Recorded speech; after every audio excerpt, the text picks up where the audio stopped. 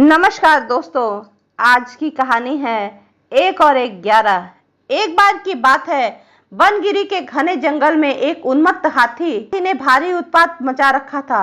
वह अपनी ताकत के नशे में चूर होने के कारण किसी को कुछ नहीं समझता था। बनगिरी में एक ही पेड़ पर एक चिड़िया और एक चीड़े का छोटा सा सुखी संसार था। चिड़िया अंडों पर बैठी नन्हे नन्हे प्यारे प्यारे बच्चों के निकलने के सुनहरे सपने देखती रहती। एक दिन क्रूर हाथी गरजता चिघाड़ता पेड़ों को तोड़ता मरोड़ता उसी ओर आया। देखते ही देखते उसने चिड़िया के घोंसले वाला पेड़ तोड़ डाला। घोंसला नीचे आ गिरा, अंडे टूट गए और ऊपर से हाथी का पैर उस पर पड़ा। चिड़िया और चिड़ा चीखने चिल्लाने के सिवा और क्या कर सकते थे? कुछ नहीं कर सकते थे। हाथी के जाने के बाद चिड़िया छाती पीट पीट कर रोने लगी। तभी वहां कठफोड़वा आई। वह चिड़िया की अच्छी मित्र थी। कठफोड़वा ने उसे रोने का कारण पूछा तो चिड़िया ने अपनी सारी कहानी कह डाली। कठफोड़वा बोली, इस प्रकार गम में डूबे रहने से कुछ नहीं होगा। उस हाथी को सबक सिखाने के लिए हमें कुछ करना होगा। चिड़िया ने निराशा दिखाई। हम छोटे से जीव उस बलशाली हाथी से कैसे टकरा सकते हैं? कठफोड़वा ने समझाया। 1 और 1 मिलकर 11 बनते हैं। हम अपनी शक्तियां जोड़ेंगे।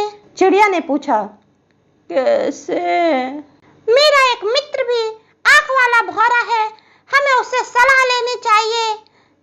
चिड़िया और कठफोड़वा भौरे से मिली। भौरा गुनगुनाया, यह तो बहुत बुरा हुआ। मेरा एक मित्र मेढक है, आओ उसकी सहायता मांगते हैं। अब तीनों उस सरोवर के किनारे पहुंची जहां मेढक रहता था। भौरे ने सारी समस्या बताई। मेढक भर्राए स्वर में बोला, आप लोग धैर्य से जरा यही मेरी प्रतीक्षा करें। मैं गहरे पानी में बैठकर कुछ सोचता हूँ। ऐसा कहकर मेढक जल में कूद गया। आधे घंटे बाद वह पानी से बाहर आया तो उसकी आंखें चमक उठी। वह बोला, दोस्तों, उस हत्यारे हाथी को नष्ट करने की मेरे दिमाग में एक बड़ी योजना आई है। उसमें आप सभी का योगदान होगा। मेढक ने जैसे ही अपनी योजना बताई, सब खुशी पड़े। योजना सचमुच ही अद्भुत थी। मेढक ने दोबारा बारी बारी सबको अपना अपना रोल समझाया।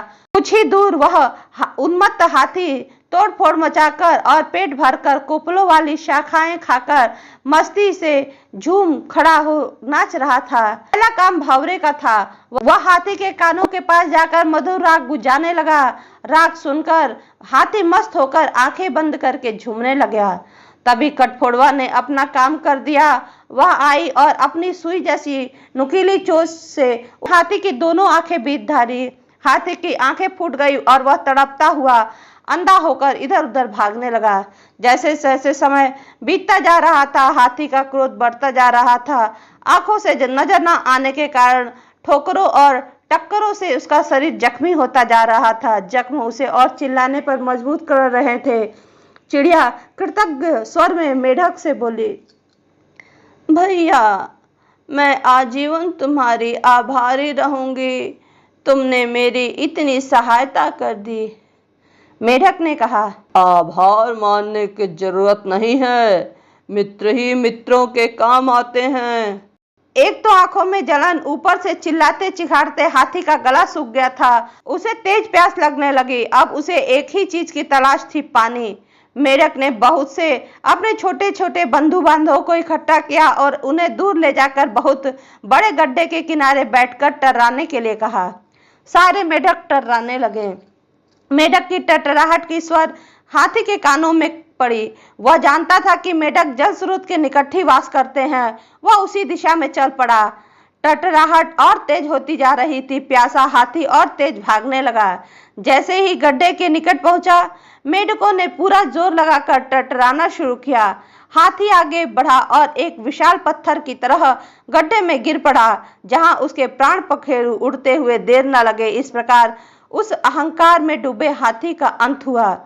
दोस्तों, इस कहानी से हमें यह सीख मिलती है कि एकता में बल होता है।